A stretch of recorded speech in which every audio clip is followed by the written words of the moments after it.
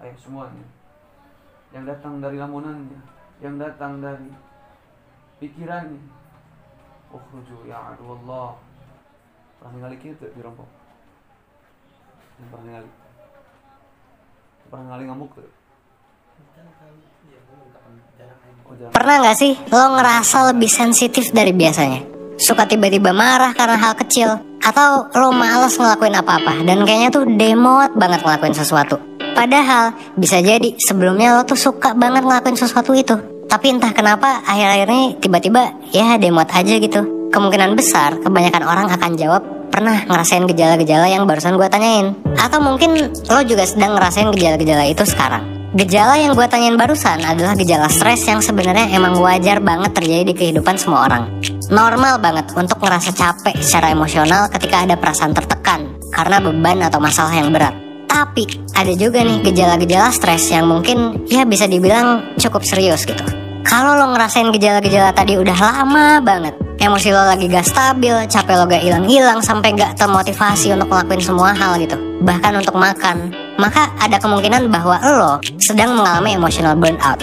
Disinilah kesehatan mental lo beresiko sangat tinggi buat terganggu. Di video ini gue bakal bahas tentang tanda-tanda dari emotional burnout dan gimana cara mengatasinya. Lo tonton video ini sampai habis dan jangan lupa like dan subscribe channel 1% biar lo gak ketinggalan video-video lainnya dari 1%.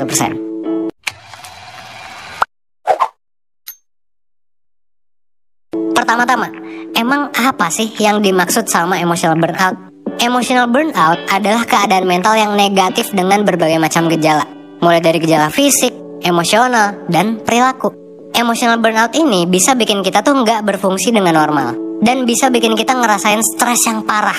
Emotional burnout ini itu terjadi karena akumulasi dari stres. Maksudnya adalah gini, lo kan tiap hari pasti ngerasa stres nih dari berbagai masalah. Ya stres itu wajar lah ya, ada masalah keluarga mungkin, karir, kampus, dan lain sebagainya. Nah ketika stres ini menumpuk terus-terusan, inilah yang bikin kita jadi ngerasain emotional burnout. Tanda-tandanya gimana? Pertama, lo ngerasain capek fisik yang parah. Mau lo tidur, makan, liburan, apapun yang lo lakuin, itu biasanya dirasa nggak cukup untuk menghilangkan rasa capek lo. Ketika lo meluangkan waktu buat istirahat pun, kalau lo sedang ada di fase emotional burnout, lo bakal tetap ngerasa bahwa lo itu kecapean. Biasanya pola makan dan tidur lo itu jadi berubah gitu. Misal, tiba-tiba jadi gak selera makan, gak bisa tidur nyenyak juga. Sampai bahkan kalau udah parah nih, kita mungkin jadi malas untuk ngelakuin hal-hal basic kayak mandi, makan, dan pakai pakaian yang rapi. Itu yang pertama. Yang kedua, emosi lo bisa jadi sangat amat labil, naik turun lah pokoknya. Mungkin lo jadi cepet banget marah atau cepet banget sedih karena hal-hal kecil yang biasanya mungkin gak lo pusingin gitu sebelumnya. Kemungkinan lo juga bakalan jadi pesimis dan negatif banget mandang semua hal. Jadinya ya demot lah di semua-muanya gitu. Itu yang kedua. Yang ketiga, performance lo dalam bekerja atau belajar biasanya akan menurun drastis. Coba deh lo pikir dan tanya lagi, kira-kira tingkat kualitas dan kuantitas pekerjaan lo jadi menurun gak sih akhir-akhir ini? Apa lo jadi gak produktif? Atau mungkin lo gak bisa konsentrasi? Pas kita lagi ngalamin emotional burnout, hal yang kemungkinan besar bakalan terjadi adalah kita bakal gak fokus. Wah pokoknya pikiran kita jadi kerasa capek banget dan otak kita jadi gak bisa memusatkan perhatian pada satu hal tertentu dalam jangka waktu lama. Hasilnya kita jadi gampang ke distract sama pikiran-pikiran lain. Itu yang ketiga. Yang keempat adalah ini. Kalau lo lagi emotional burnout, biasanya lo akan menjauh dari interaksi sosial. Ini biasanya kenapa lo menjauh nih, itu karena mungkin lo merasa nggak punya energi lagi untuk berinteraksi sama orang. Dan ini juga bisa termasuk teman dekat, termasuk keluarga juga gitu. Menariknya, kalau lagi emotional burnout, efek dari ngejauh itu kemungkinan bukan bikin kita jadi tenang karena kita sendiri gitu. Justru sebaliknya, kita bakal lebih berpotensi buat terkena depresi dan bahkan berpotensi juga buat ngelakuin perilaku bunuh diri. Kenapa bisa kayak gitu?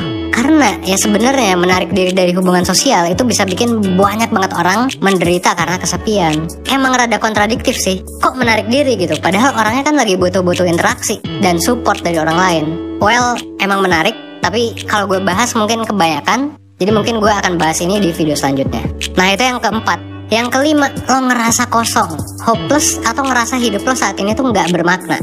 Karena lo ngerasa bahwa semua yang lo lakuin itu hampir semuanya gak ada nih yang bisa bikin lo seneng atau puas. Inilah yang bisa jadi membuat lo down banget, sampai akhirnya lo ngerasa putus asa dan mikir bahwa gak ada satu hal pun yang berarti dalam hidup lo. Nah, 5 tanda-tanda itu adalah gejala yang akan lo rasain kalau lo lagi mengalami emotional burnout. Terus apa aja nih yang bisa kita lakuin buat ngatasin emotional burnout ini? Pertama-tama, lo bisa identifikasi dulu apa yang menjadi penyebabnya. Tanya ke diri sendiri, lo lagi ada masalah apa aja sih akhir-akhir ini? Apa sih hal yang selalu bikin lo stres sampai stresnya tuh menumpuk gitu? Apa sih masalah yang bikin lo ngerasa gak berdaya untuk nyelesainnya? Pas lo udah tahu penyebabnya, lo bisa coba rehat sejenak. Misalnya, yang membuat lo burnout adalah pekerjaan lo yang selalu menumpuk. Maka lo bisa coba untuk selesain dulu aja dengan cepat kerjaan lo sampai beres semua. Atau lo juga bisa ngurangin intensitas pekerjaan lo dengan ngedelegasiin tugasnya ke orang lain. Santuy aja dulu, rehat dulu, karena rehat juga bisa ngebantu lo buat fokus lagi sama arah dan tujuan lo. Kadang kita stres itu karena kita terlalu sibuk sama rutinitas, sampai akhirnya lupa tujuan awal. Atau karena emang terlalu capek dan banyak aja gitu kerjanya. Nah, sebenarnya nggak apa-apa banget buat lo untuk ngambil waktu untuk recharge, ngambil waktu rehat gitu. Selama lo punya alasan kuat, selama lo gak nyusahin orang lain, dan lo tetap rehat dengan planning yang oke. Rehat itu bisa jadi solusi yang paling awal. Dan ketika lo rehat, lo bisa evaluasi nih, keputusan-keputusan hidup lo selama ini tuh kayak gimana sih? Sebenarnya kedepannya tuh lo mau kayak gimana sih? Dan lain sebagainya. Biasanya pas rehat tuh waktu kita buat mikir jadi lebih banyak. Dan jadinya akan lebih banyak juga insight yang kita dapat dari diri kita sendiri. Kedua, sambil rehat, lo juga bisa nyoba nih ngebiasain gaya hidup sehat dan positif. Selalu ingatlah bahwa faktor yang bikin lo burnout bukan cuma psikologis, tapi juga fisik. Jangan lupa buat makan makanan yang bergizi, coba olahraga yang rutin, tidur juga yang cukup. Usahain jangan sampai lupa merawat dan menjaga diri. Karena kalau lo lagi istirahat, rehat nih, tapi tidur lo cuma 1 jam sehari, itu juga pas bangun malah jadi makin pusing gitu, dan stres lagi. Hal-hal fisik kayak gini perlu diperhatiin juga untuk lo, supaya lo bisa punya motivasi untuk ngelakuin hal-hal yang lo pengen lagi. Kalau lo punya kebiasaan buruk yang ngeganggu usaha gaya hidup sehat lo, kayak ngerokok, minum alkohol, dan sebagainya, coba perlahan-lahan aja buat ngilangin kebiasaan itu sambil ngebentuk kebiasaan baru yang positif. Ketiga, kalau lo ngerasa udah ngejauh nih dari teman-teman lo bisa coba untuk ngedeketin mereka lagi. Dukungan dari orang terdekat itu bisa cukup ngebantu kondisi lo. Lo bisa coba aja ketemuan lagi aja teman-teman deket lo juga bisa quality time sama keluarga lo. Atau kalau emang lagi ada waktu dan uang, bisa juga ikut mentoring atau konseling dari 1%. Karena lo bisa diskusi sama mentor atau psikolog, sama orang profesional gitu kan. Dikasih tahu juga penanganan yang baik buat menangani kondisi lo, dan juga dapat interpretasi tes psikologi supaya lo bisa tahu mulai dari tingkat stres lo kayak gimana, kepribadian lo kayak gimana, dan lo juga bisa tahu minat bakat lo tuh yang kayak gimana gitu. Supaya lo gak bingung sama masa depan atau cemas gitu. Lo juga kalau ikut mentoring biasanya akan dikasih worksheet supaya bisa ada action plan buat nyelesain masalahnya. Terakhir, gue bisa ngingetin nih, selain yang barusan minta bantuan, gue cuma mau mengingatkan nih bahwa apapun masalah lo, tetap tenang, santuy aja. Lo yang nonton video ini kemungkinan besar itu masih muda. Masih ada banyak banget hal yang akan lo alami ke depannya. Baik itu masalah, hal positif, sampai hal-hal yang beneran mengagetkan dan asik gitu. Kemungkinan lo masih bisa hidup bertahun-tahun ke depannya. Dan kemungkinan juga masalah dan stres yang lo alami sekarang itu mungkin nanti nggak akan semasalah itu gitu. So, it's okay, santuy aja. Yang terpenting sekarang adalah lo fokus sama hal yang lo bisa kontrol, dan lo menerima sekaligus melepas hal yang lo gak bisa kontrol. Kalau menurut gua, satu-satunya hal yang bisa kita kontrol adalah perilaku kita sendiri. Mau nanti banyak masalah di kerjaan, di relationship, di keluarga, selalu ingat aja bahwa yang bisa membawa lo keluar dari masalah ini adalah diri lo sendiri. So, berprogreslah sedikit demi sedikit, selesain masalahnya satu persatu. Kalau butuh rehat, rehat aja dulu. Kalau butuh bantuan ya udah tinggal minta bantuan ke temen atau ikut mentoring. Tenang aja, habis gelap pasti terbit terang. Yang terpenting lo fokus sama hal yang lo bisa lakuin dan selesain masalahnya satu persatu. Emang mungkin gak mudah, tapi ya udah, enjoy the process. Gue yakin banget proses menemukan diri lo ini bakalan jadi pengalaman yang gak bakal pernah lo lupain seumur hidup lo. Oke? Semoga video ini bisa membuat lo menjadi lebih baik, seenggaknya 1% setiap harinya. Gue Evan dari 1%, thanks. Assalamualaikum warahmatullahi wabarakatuh. Sahabat sekalian, kali ini saya akan memasuki Museum Santet. Nah, kita untuk masuk harus ke bawah dulu.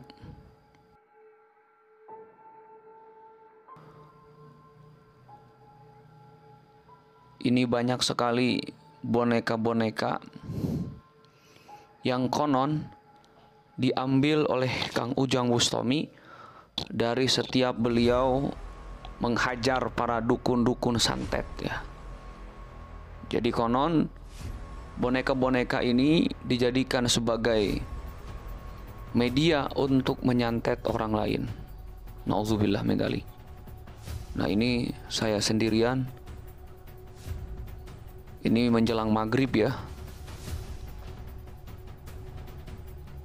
Luar biasa. Angker sekali nih sahabat.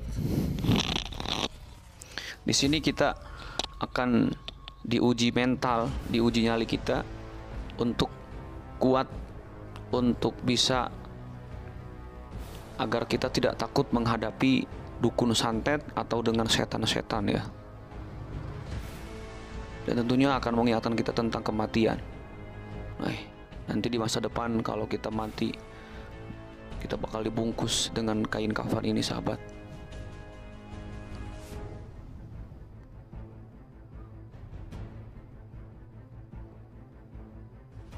Nah, ada tulisan, jangan takut, takutlah hanya kepada Allah. Ini luar biasa ya sahabat. Jadi memang meskipun sehebat-hebatnya setan, jin, dan lain sebagainya, tetap mereka tidak akan bisa mengalahkan kekuatan Allah.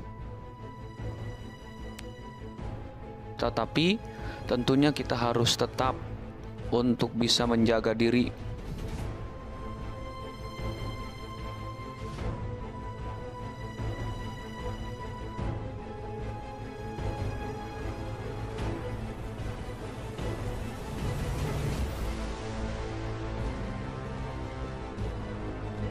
Nah, ini yang sering kita dengar ketika KUB akan menghajar para dukun ya. Setan belek, kepret. Duh, kita lihat ke atas. Duh, saya cuman sendiri nih sahabat. Kebetulan ketika akan maghrib, para pengunjung sudah mulai banyak meninggalkan lokasi Telaga Langit. Ini ada perbaiki sholat, perbanyak sholawat. Ini yang menyeramkan nih sahabat. Ada keranda. Kemarin ada Kiprana Lewu juga datang ke sini, yang mana beliau mendengar suara gaib, suara setan di tempat ini. Untung ketika saya ke sini tidak ada ya. Kalau ada saya lari nih.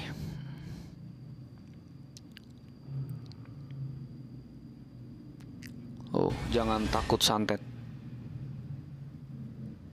Nah, ini ada miniatur-miniatur pocong ya. Rada ngeri juga saya nih. Suasana mau maghrib. Nah, ini konon katanya bangku ini bisa bergerak sendiri. Waduh, ada banyak uang nih.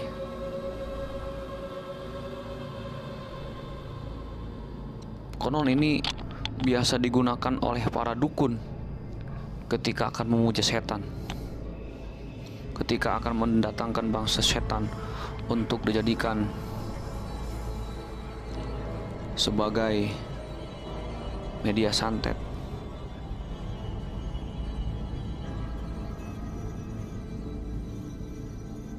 Aduh,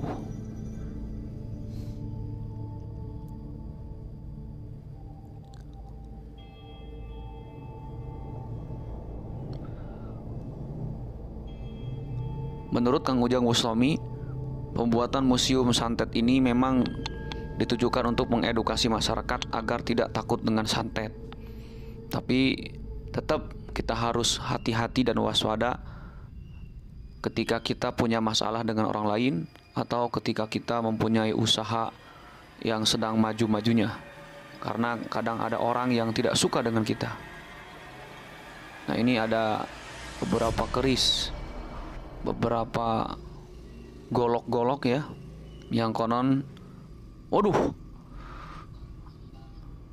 ada jenglot, Masya Allah. Ini katanya dapat diambil golok-goloknya dan jenglot ini dari para dukun, sahabat. Nah ini sahabat, kursi yang konon katanya suka bergerak sendiri. Bisa dibayangin ya, kalau kita sendirian ke sini, tiba-tiba melihat ada bangku atau kursi yang bergoyang seperti ini. Selain daripada Museum Santet, di Telaga Langit kita bisa juga untuk memasuki Goa Cinta ya. Nah, coba kita lihat ada apa di dalam Goa Cinta ini. Waduh, serem banget ya sahabat. Kalau sahabat pernah nonton film jadul ya, kita lihat gua-guanya menyeramkan sekali ini. Insyaallah. Jadi mengingatkan kita juga Gua Saparwadi Pamijahan ya di Tasikmalaya. Nah di sini ada aliran air ya, yang seperti sungai ya sahabat, ke bawah, agak panjang ini. Nah ini bagi sahabat yang ingin mengunjungi Gua Cinta yang tadi, ini jalannya ya sahabat. Dari mulai pintu gerbang dari masuk Telaga Langit ya.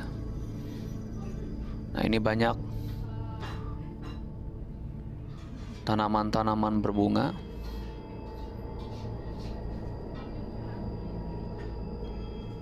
Yang menurut saya ini luar biasa indah ya.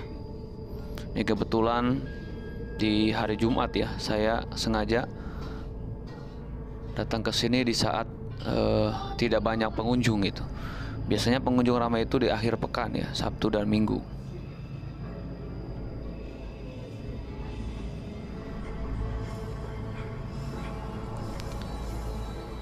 Nah, kalau sahabat ingin ke musola, maka letaknya adalah ke sebelah kanan ini nih. Nah, ini adalah jalan menuju ke musola ya, kalau sahabat mau melaksanakan sholat. Nah ini ada gambar atau patung daripada ular naga.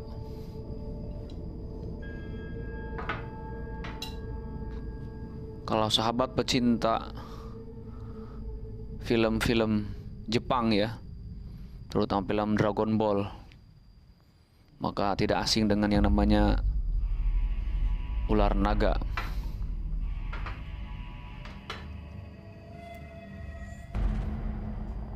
Please like and subscribe to the channel.